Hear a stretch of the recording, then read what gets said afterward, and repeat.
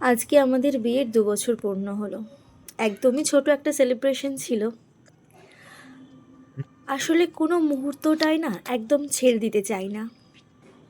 ভাবে যেমনভাবে হোক, ছোট হোক বড় হোক, প্রত্যেকটা স্পেশাল ডে স্পেশাল মুহূর্তের যেন একটা স্মৃতি থেকে যায়। তাই চেষ্টা করি শত ব্যস্ততার মাঝেও আধা ঘন্টা কি 1 ঘন্টা নিজেদের দুজন যাতে একসাথে কাটাতে পারি। Tasty tasty tasty. আর কেকটা দেখতে কেমন হয়েছে? ভালো হয়েছে। তো সারা এই যে 2 দিন বাড়িতে ছিলেন, এত কাজকর্ম করলে, তো এখন কেমন লাগছে?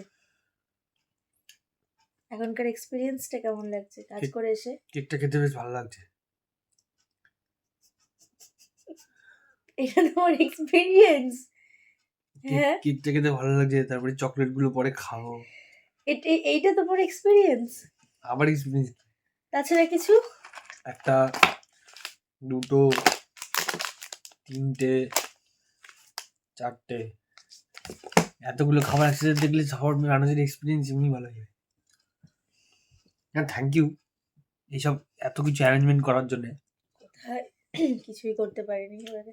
আমি তো কিছুই করিনি। 2 দিন ধরে কাজের বাইরে থেকে আজকে যখন ঘরে ঢুকলাম, ঘরে ঢুকে রাত 12টার সময় এসব অ্যারেঞ্জমেন্ট। আজকে বাইরে থাকলে ভালো হতো। আজকে বাইরে থাকলে ভালো হতো? আজকে বাইরে থাকলে আজকে বাইরে থেকে কালকে রাত্রে 12টার পরে ঢুকলে আরো ভালো হতো। একদম